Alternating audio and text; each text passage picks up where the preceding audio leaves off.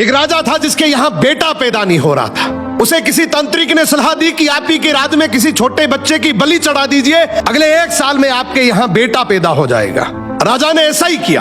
अगले ही दिन ऐलान करवा दिया कि जिस घर से बच्चा दिया जाएगा उस घर को ढेर सारा धन दिया जाएगा। राजा का यह ऐलान एक गरीब परिवार ने सुना तो अपने घर के सबसे छोटे बच्चे को भेज दिया कि यह बच्चा हमारे किसी काम का नहीं, इसे रख लो। अब बलि चढ़ाने की पूरी तैयारी हो गई। राजा ने बच्चे से पूछा, कोई तुम्हारी आखिरी इच्छा? तो बच्चा बोला, मुझे बस थोड़ी सी गिल्ली मिट्टी ला कर दे दो। मिट्टी लाई गई तो उस बच्चे ने उस मिट्टी से छोटे छोटे 4 मकान बनाए और उसके बाद एक एक करके 3 मकानों को लात मारकर गिरा दिया।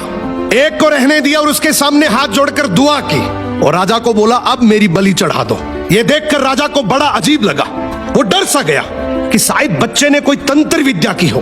उसने बच्चे से पूछा, तूने ये क्या किया था? तो बच्चा बोला, पहला मकान गिराया जो मेरे माँ बाप का था, जिन्होंने सिर्फ पैसों के लिए मुझे बेच दिया। दूसरा मकान रिश्तेदारों का था, उन्होंने भी मेरे माँ बाप को ऐसा करने से रोका नहीं, तो उनका भी मकान गिरा दिया।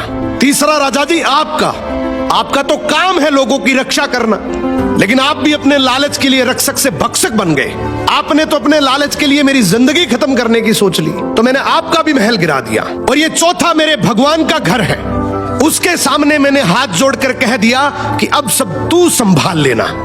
राजा ने बच्चे की बात सुनी तो आंखों में आंसू आ गए और गहराई से सोचा कि किसी हंसती खेलती जिंदगी को खत्म करके मुझे बेटा मिल भी गया तो मेरे किस काम का, क्योंकि मेरे राज्य में न्याय की भूल हो सकती है लेकिन उस ऊपर वाले की डायरी में गलती की कोई गुंजाइश नहीं है। राजा ने रोते हुए बच्चे को गले लगा लिया और बोला, आज से तू ही मेरा बेटा है। इस कहानी का मतलब है कि दुनिया के सामने झुकने से कुछ नहीं होगा, क्योंकि दुनिया अपने मतलब के लिए कुछ भी कर सकती है। झुकना है तो उस भगवान के सामने, जिसके सामने झुकने से तुम्हारा कोई कुछ नहीं बिगाड़ सकता।